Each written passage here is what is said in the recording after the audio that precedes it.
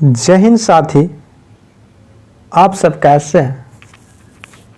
आशा करते हैं आप सब ठीक होंगे और अपनी तैयारी बेहतर तरीक़ा से कर रहे होंगे। तो साथी, हम लोग आज इस वीडियो में देखेंगे क्लास 12 का हिस्ट्री का मोस्ट इम्पॉर्टेंट क्वेश्चन जो प्रीवियस ईयर में पूछा गया है ना। आपके लिए एक एक क्वेश्चन जो है से अति महत्वपूर्ण हो जाता है exam of point of view से, क्योंकि टोटल जो है से प्रीवियस ईयर में पूछे गए प्रश्न है और जो भी बन सकता है उससे संभावित प्रश्न है। तो आपको एक एक करके अपने दिमाग को खोल करके जवाब देना है, ठीक है। तो चलिए फिर स्टार्ट करते हैं। और अभी चैनल पर अगर नए हैं तो चैनल को लाइक और शेयर करना ना भूलें, ठीक है दोस्त। तो देखिए, ये पहला नंबर क्वेश्चन है कि दांडी यात्रा का नेतृत्व किसने किया था। तो दांडी यात्रा का जो है से नेतृत्व किसने किया था बच्चों, तो आप बताइएगा कमेंट में किसने किया था। हल्का छोटा कर लेते हैं ना, ठीक है। अब दिख रहा होगा। दांडी यात्रा का नेतृत्व किसने किया था साथी, तो ये जो किए थे बच्चों वे महात्मा गांधी थे। कौन? महात्मा गांधी। ऑप्शन नंबर आपका ये बिल्कुल करेक्ट हो जाएगा। दांडी पूछता है कि दांडी कहाँ पड़ता है, तो दांडी जो है से गुजरात में पड़ता है। कहाँ पे? गुजरात में, गुजरात में पड़ता है, ठीक है। दांडी जो है से सविनय अवज्ञा आंदोलन के बाद शुरू होती है ना। ये जो है से 1930 में होता है। कब बच्चों? तो 1930 में होता है। इतना बात आपको याद रखना है, ठीक है।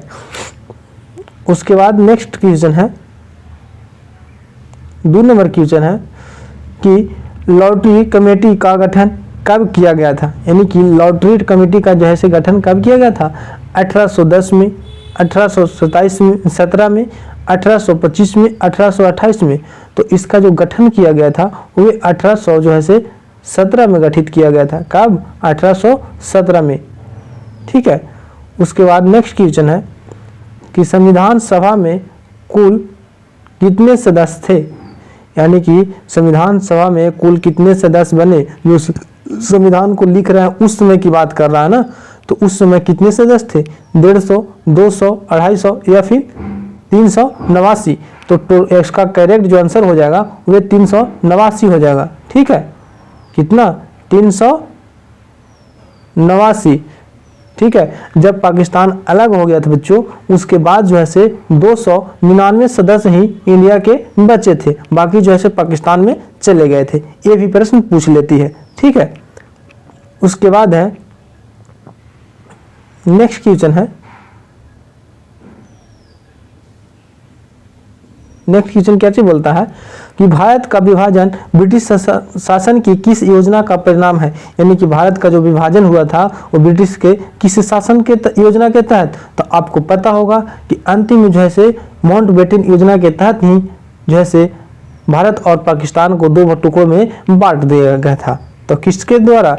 तो माउंटबेटन योजना, क्रिप्स योजना, कैबिनेट मिशन योजना, या इनमें से कोई नहीं। तो ये जो है से हमारा देश का जो बंटवारा होता है बच्चों, वो जो है से माउंटबेटन योजना के तहत जो है से बंटवारा हो जाता है।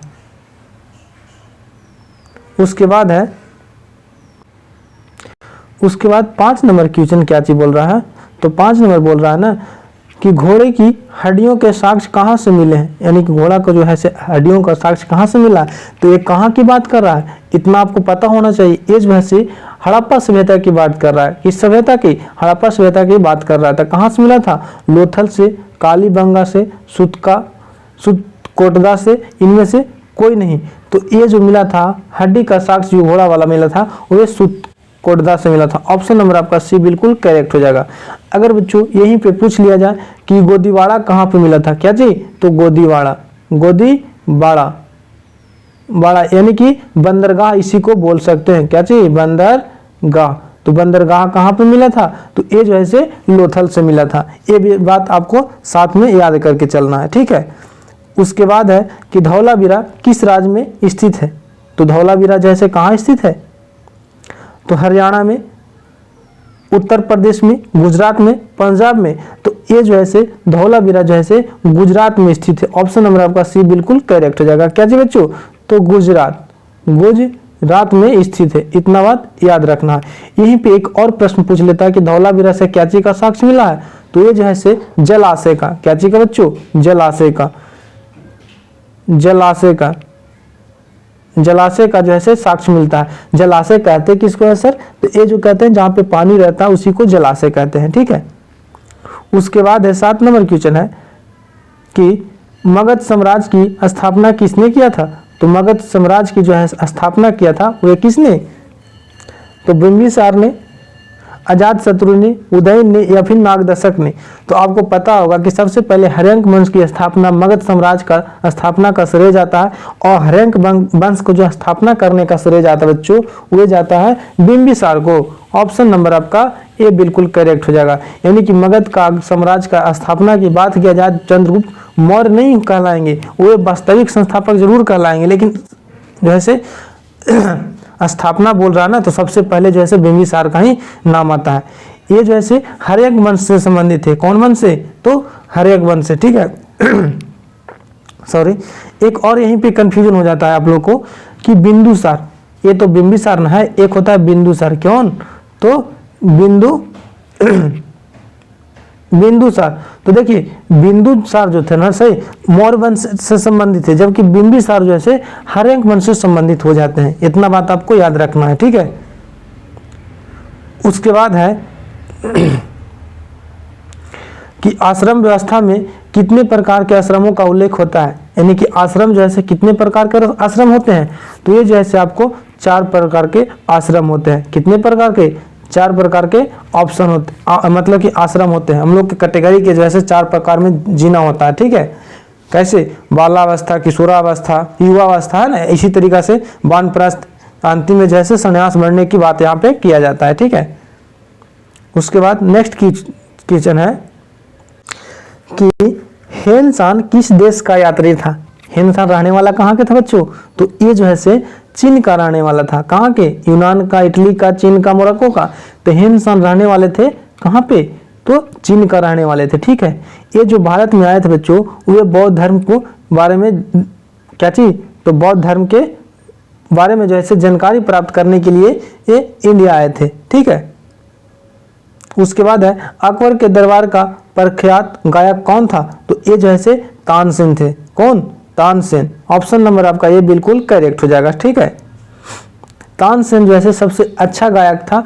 ये जो है इनके नाम पर, तानसेन के नाम पर ही आज भी एमपी में, कहाँ पे बच्चों, एमपी यानी कि मध्य प्रदेश में आज भी इनके ही नाम पर जो है वहाँ पे पुरस्कार दिया जाता है, तानसेन पुरस्कार। ये बहुत अच्छे उस समय के गायक हुआ करते थे जो अकबर के दरबार में रहते थे, ठीक है। उसके बाद नेक्स्ट क्वेश्चन है कि प्रसिद्ध ग्रंथ इंडिका की रचना किसने किया था, तो इंडिका की जो है रचना किसने किया था, कौटिल्य ने, मेगास्थनीज ने, अलबरूनी ने, इत सिंह ने। तो पता होगा कि कौटिल्य ने जो है अर्थशास्त्र के लेखक किया था, क्या चीज, अर्थशास्त्र लिखा था, ठीक है।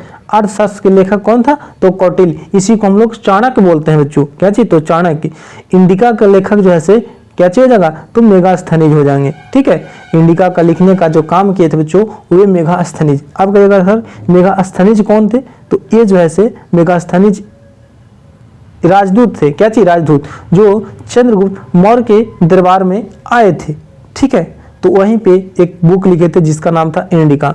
एक और यहीं पे क्वेश्चन बनता है बच्चों कि इंडिका और अर्थशास्त्र से जो है किस वंश के बारे में जानकारी प्राप्त होती है, तो ये जो होता है बच्चों वे मौर्य वंश के बारे में जानकारी प्राप्त होता है। एक एक क्वेश्चन आपके लिए अति महत्वपूर्ण हो जाता है। अगर एक एक क्वेश्चन को आप पूरी तरीका से शिद्दत से जैसे सुन भी लेते हैं ना, तो आपका काम हो जाना है। इसलिए ज़्यादा घबराने की बात नहीं है कि मेरा कुछ नहीं आ रहा है, कुछ नहीं बुझाता, ऐसा कुछ बात नहीं है साथी। बस इस चैनल पे बने रहिए, आपको पूरा content free of cost provide कराया जाएगा। अगर पीडीएफ भी चाहिए दोस्त तो आपको डिस्क्रिप्शन में लिंक दिया है, टेलीग्राम से ज्वाइन कर सकते हैं, ठीक है। वहाँ से आपको पीडीएफ बिल्कुल फ्री ऑफ कॉस्ट मिल जाएगा, ठीक है बच्चों। और हाँ, अगर अपने दोस्तों को अभी तक शेयर नहीं किए हैं तो जरूर शेयर करें और लाइक और सब्सक्राइब करना ना भूलें। जब भी सब्सक्राइब कर रहिएगा तो इतना रहेगा ना बच्चों कि जब भी वीडियो अपलोड होगा तो सबसे पहले आप तक पहुँचेगा, ठीक है। आपको भी इतना तो फर्ज बनता है मेरे साथी, इतना अच्छा कंटेंट प्रोवाइड हो रहा है, बताइए। आपको यकीन दिलाते हैं कि आपको 95% से हिस्ट्री में कोई नहीं रोकने वाला है, ये मेरा गारंटी है। ठीक है, इसलिए इस चैनल पर बने रहिए। पिछली बार भी बच्चों 3.5 घंटा के एक ही वीडियो में जो है से एक ही वीडियो में आपको 90 क्वेश्चन डायरेक्ट देखने को मिला था। अगर विश्वास ना हो तो जाकर चैनल को विजिट कर ले। चलिए नेक्स्ट क्वेश्चन है कि प्राचीन भारत में धर्म की शुरुआत किस शासक ने किया था। तो धर्म की शुरुआत जो है सबसे पहले धर्म क्या चीज था, तो धर्म एक धर्म था जो किसी पार्टिकुलर जो है से किसी का फोर्स नहीं किया जाता था। ये जो धर्म था वो ऐसा धर्म था जो अशोक ने चलाया था। किसने? अशोक ने चलाया था। ये अशोक ने कब चलाया था? जब इन्होंने कलिंग युद्ध किया था। कहाँ पे बच्चों? कलिंग। कलिंग पूछता है कि कलिंग कहाँ पे है, तो उड़ीसा में, आज के डेट में उड़ीसा में। जब कलिंग युद्ध जो है 261 बीसी में हुआ था, 261 बीसी में हुआ था, उस समय जो है अशोक का मन पिघल जाता है और वहीं से जो है अपना जो है लड़ाई झगड़ा से ये संन्यास ले लेते हैं और बौद्ध धर्म के गिरोह में शामिल हो जाते हैं, यानी कि बौद्ध धर्म अपना लेते हैं। उसी को प्रचार प्रसार करने के लिए एक अपने तरीका से एक धर्म का एक मतलब कि धर्म के तहत ही, धर्म नहीं था, उसी के तहत जो है धर्म का शुरुआत किए। धर्म में जो है क्या चीज किए थे बच्चों, इसमें किसी धर्म से रिलेटेड नहीं था। ये जो था ना कि सबकी भलाई की बात करते थे, बड़ों को सम्मान, छोटों को आदर करने की बात करते थे। कोई भी धर्म हो सबको सम्मान करने की बात करते थे, ऐसा धर्म कहता है। ठीक है, तब पूछेगा कि धर्म कोई धर्म से रिलेटेड था? नहीं बच्चों, ये जो है नैतिकता से, यानी कि जिससे जो है अशोक सबके जो है क्या चीज सम्मान की नजर से देखने को बात करते थे, सभी को जो है सम्मान करते थे। ठीक है, धर्म के प्रचार के लिए ही बच्चों इन्होंने जो है अपने पुत्र महेंद्र और पुत्री संघमित्रा को जो है श्रीलंका भेजे थे। कहाँ पे बच्चों? तो श्रीलंका भेजे थे, श्रीलंका भेजे थे। ये भी बात पूछ लेता है। ठीक है, उसके बाद नेक्स्ट क्वेश्चन है कि पाटलिपुत्र नगर की स्थापना उदयन ने किस नगर के संगम पर किया था। जो पाटलिपुत्र बच्चों वो एक जो है किस नदी के संगम पर किया था। तो आपको यहीं पे 2 प्रश्न झलक रहा है ना कि पाटलिपुत्र का स्थापना किसने किया था, तो उदयन ने किया था। किसने बच्चों? तो उदयन ने। ये बहुत बार पूछा गया प्रश्न है कि पाटलिपुत्र का जो है स्थापना किसने किया था, उदयन ने किया था। ठीक है, किस नदी के संगम पर, तो देखिए गंगा, सोन और पुनपुन, ये तीनों के संगम पर जो है पटना यानी कि पाटलिपुत्र नगर की स्थापना हुआ था। तो ऑप्शन नंबर क्या चीज मारिएगा? ऑप्शन नंबर डी मारिएगा। ठीक है, कि इन सभी के संगम पर। ठीक है, इतना बात याद रखना कि पाटलिपुत्र का स्थापना किसने? उदयन ने करवाया था। किस नदी के संगम पर? तो गंगा, सोन, पुनपुन के संगम पर किया था। ठीक है, उसके बाद है नेक्स्ट क्वेश्चन है कि किस अभिलेख में भूमिदान का उल्लेख मिलता है। तो किस अभिलेख में मिलता है? तो अशोक के अभिलेख में, चंद्रगुप्त मौर्य के, प्रभावती गुप्त के, या फिर इनमें से सभी के। तो क्या चीज मारिएगा? किस अभिलेख में भूमिदान का उल्लेख मिलता है? तो ये जैसे भानु प्रभावती गुप्त के। ऑप्शन नंबर आपका सी बिल्कुल करेक्ट हो जाएगा। ठीक है, मेगास्थनीज भारत के किसके दरबार में आया था। तो अभी जस्ट पीछे हम बता ही रहे थे, चर्चा कर ही रहे थे बच्चों कि मेगास्थनीज जो है चंद्रगुप्त मौर्य के दरबार में आते हैं और एक बुक लिखते हैं जिसका नाम था इंडिका। ठीक है, ऑप्शन नंबर आपका ये बिल्कुल करेक्ट हो जाएगा। ठीक है, उसके बाद है एलोरा के कैलाश मंदिर किस राजवंश ने निर्मित करवाया था। तो किसने करवाया था? चोल ने, पल्लव ने, चालुक्य ने, या फिर राष्ट्रकूट ने। तो ये जो करवाया था बच्चों वे राष्ट्रकूट शासक ने करवाए थे। ऑप्शन नंबर आपका डी बिल्कुल करेक्ट हो जाएगा। ठीक है, अगला क्वेश्चन है कि 17 नंबर है कि महाभारत युद्ध कितने दिनों तक चला था। तो कितने दिन तक चला था? आपको पता होगा ना कि 15 दिन तक, 16, 17 या फिर 18। तो महाभारत जो युद्ध चला था बच्चों वो 18 दिन तक चला था। ऑप्शन नंबर आपका डी बिल्कुल करेक्ट हो जाएगा। अगर इनमें से आप अपनी मर्जी से इसका जवाब दे रहे हैं तो समझिए कि आपकी तैयारी जो है बहुत अच्छी तरीका से है। आपको हल्का और मेहनत करने की जरूरत है। क्या चीज में? तो टॉप 10 लिस्ट में शामिल होने के लिए। तो इतना जब पहुंच ही गए हैं साथी तो हल्का और मेहनत कर लीजिए। ठीक है, किस काल में वर्ण व्यवस्था वंशानुगत जाति में परिवर्तन हो गया था। तो आपको पता होगा कि जैसा ही ऋण वैदिक काल में जो है वर्ण व्यवस्था जाति में परिवर्तन नहीं हुआ था वंशानुगत, लेकिन हाँ जैसे उत्तर वैदिक काल में आता है ये जो है वर्ण जो है वंशानुगत हो जाता है कि राजा का बेटा राजा बनेगा, है ना। एक नहीं सुना है कि राजा का बेटा राजा नहीं बनेगा, ये नहीं था। ये जैसे उत्तर वैदिक काल में हो गया था कि अगर यादव जी हैं तो उसका बेटा यादवे कहलाएगा, अगर भूमिहार है तो उसका बेटा भूमिहारे कहलाएगा, अगर पंडित है तो उसका बेटा पंडिते कहलाएगा, ठीक है। लेकिन ऋण वैदिक काल में ऐसा नहीं था, वो एक कर्म यानी कि जाति जो है उसका जो है कर्म के आधार पर बांटा जाता था कि मान के चलिए एक पंडित है, उसका जो है एक बेटा जो है क्या चीज तो नाई के दुकान खोल दिया तो ठाकुर कहलाने लगा, अगर वो भैंस चराने लगा तो जो है यादव कहलाने लगा, ऐसे होता था। लेकिन अब जो है क्या चीज ठाकुर का बेटा तो ठाकुरे कहलाएगा, है ना। इस तरीका से हो गया। ये जो है उत्तर वैदिक काल में देखने को ऐसा मिल गया कि वंशानुगत हो गया, ठीक है। अब इसका देख रहे हैं हमारा देश में प्रभाव बहुत गंदा हो गया है, ठीक है बच्चों। जाति धर्म के नाम पर ही हमारा देश का जो है खोखला होते जा रहा है। इन नेताओं के चक्कर में जो है हम लोग समझ नहीं पाते हैं और उनको जाति धर्म से लड़ा देते हैं हम लोग का, और हम लोग सीधे वोट उनको ठोक देते हैं, ठीक है। तो ऐसा नहीं करना है। उसके बाद 19 नंबर क्वेश्चन है कि मनु स्मृति में कितने प्रकार के विवाह का उल्लेख किया गया है। तो मनु स्मृति में जो है टोटल 8 प्रकार के विवाह का उल्लेख किया गया है। कितने साथी? तो 8 प्रकार के किया गया है। अगला चलते हैं कि भीम ने हिडिंबा के साथ कौन सा विवाह संपन्न किया था। यानी कि भीम ने जैसे हिडिंबा के साथ जो है गंधर्व विवाह किया था। कौन विवाह? तो गंधर्व विवाह। ऑप्शन नंबर आपका बी बिल्कुल करेक्ट हो जाएगा, ठीक है। उसके बाद है नेक्स्ट क्वेश्चन है कि प्रथम बौद्ध संगीति कहाँ हुआ था। तो प्रथम जो बौद्ध संगीति हुआ था कहाँ बच्चों? तो सारनाथ में, बोध गया में, राजगिरी में या फिर बनारस में। तो सबसे पहले अगर बौद्ध संगीति की बात किया जाए बच्चों तो मगध की राजधानी कहाँ पे? राजगिरी में हुआ था, जिसको हम लोग आज क्या चीज बोलते हैं? तो राजगीर बोलते हैं, राजगीर बोलते हैं, ठीक है। पहले राजगिरी बोलते थे, अब राजगीर बोलते हैं, ठीक है। बोध गया क्या हुआ था? तो ये जो है गौतम बुद्ध का जो है क्या हुआ था? तो ज्ञान की प्राप्ति हुआ था। किस वृक्ष के नीचे? तो पीपल वृक्ष के नीचे। ज्ञान वृक्ष के नीचे, पीपल वृक्ष के नीचे फाल्गु नदी, यानी उसी को हम लोग निरंजना नदी भी कह दिया करते हैं, ठीक है बच्चों। तलवंडी में किस प्रसिद्ध संत का जन्म हुआ था? तो तलवंडी कहाँ पड़ता है बच्चों? आप कमेंट में जरूर बताइएगा तलवंडी कहाँ पे पड़ता है, किस प्रसिद्ध संत का जन्म हुआ था। तो कबीर का, रैदास का, मीरा का या फिर गुरु नानक का। तो ये जो जन्म हुआ था बच्चों वो गुरु नानक का हुआ था, ठीक है। ऑप्शन नंबर आपका डी बिल्कुल करेक्ट हो जाएगा। उसके बाद है आत्मा का पुनर्जन्म मुख्य विषय है। आत्मा का पुनर्जन्म मुख्य विषय है, ये जो है कौन उपनिषद में जो है कहा गया है बात को? तो ऐतरेय उपनिषद में, कौस्तुकी में या फिर तैतरेय में या फिर केनोपनिषद में। तो ये जो कहा गया है वो कौस्तुकी में। ऑप्शन नंबर आपका बी बिल्कुल करेक्ट हो जाएगा, ठीक है।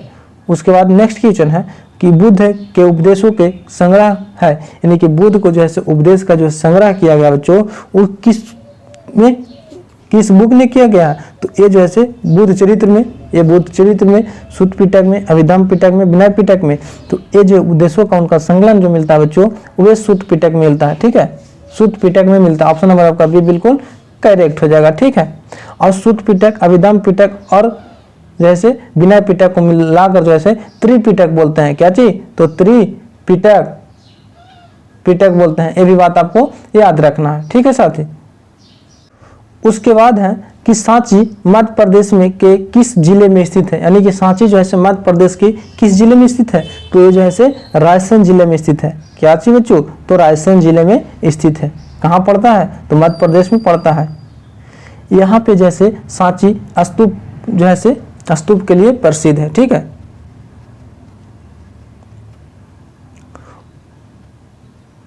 उसके बाद है कि कालिदास, भवभूति, सुबोध और बाणभट्ट किस धर्म के अनुयायी थे? तो ये सारे जो धर्म थे वो जैसे शैव धर्म के अनुयायी थे। किस धर्म के बच्चों? तो शैव धर्म के अनुयायी थे। उसके बाद है कि बौद्ध परंपरा में अशोक ने कितने स्तूप बनवाए थे? तो ये जो है कितने स्तूप बनाए थे? तो बौद्ध परंपरा में अशोक ने ही तो सबसे ज्यादा स्तूपों का निर्माण करवाया था बच्चों। तो कितना हो जाएगा? तो 100 हो गया, 50,000 हो गया, 64,000 हो गया, 84,000, तो लगभग जैसे 84,000 स्तूपों का निर्माण करवाए थे, जिनमें जैसे सबसे प्रसिद्ध जैसे सांची का स्तूप पड़ता है। ठीक है, उसके बाद है कि तहकीक हिंद किसकी यात्रा वृत्तांत है? तो तहकीक हिंद जो है बच्चों अलबरूनी का, इब्न बतूता का, अब्दुल रजाक का या फिर मार्को पोलो का। तो ये जो है से किसका है? तो ये जो है से अलबरूनी का है। ऑप्शन नंबर आपका ये बिल्कुल करेक्ट हो जाएगा। इब्न बतूता यानी कि रेहला इसका जो है से रेहला है। ठीक है, उसके बाद 29 नंबर क्वेश्चन है कि गुप्त काल में कौन चीनी यात्री भारत आया था? तो कौन आया था गुप्त काल की बात कर रहा है बच्चों, याद रखना है, इत सिंह, फाहियान, हेनसान या फिर इनमें से कोई नहीं। तो गुप्त काल में अगर कोई चीनी यात्री आया था उनका नाम था फाहियान। कौन था? तो फाहियान था। ऑप्शन नंबर आपका बी बिल्कुल करेक्ट हो जाएगा। उसके बाद है कि फ्रांस वर्नियर जिस देश से आया था उसका नाम क्या था? तो फ्रांस वर्नियर जैसे जिस देश से आया था उसका नाम क्या था? तो इसके पहले ही देखिए पता चल रहा ना, फ्रांसवा वर्नियर, फ्रांसवा मतलब आया था कहाँ से? फ्रांस से। इतना भी आप कॉमन सेंस लगा सकते हैं। तो कहाँ से आया था बच्चों? तो ये जैसे फ्रांस से आया था। ठीक है, उसके बाद नेक्स्ट क्वेश्चन है कि भारत की डाक व्यवस्था का वर्णन अपने यात्रा वृत्तांत में कौन किया था? कौन किया था? अलबरूनी, इब्न बतूता, वर्नियर या फिर अब्दुल रजाक। ये जो है बच्चों आपको कमेंट बॉक्स में अगर आता है तो ठीक है उत्तर देना है, नहीं तो गूगल करके जरूर दीजिएगा उत्तर। ठीक है, तो ये आपके लिए छोड़ते हैं। तो फिर वीडियो कैसा लगा आप कमेंट में जरूर बताइएगा। तब तक के लिए मिलते हैं नेक्स्ट वीडियो में। जय हिंद।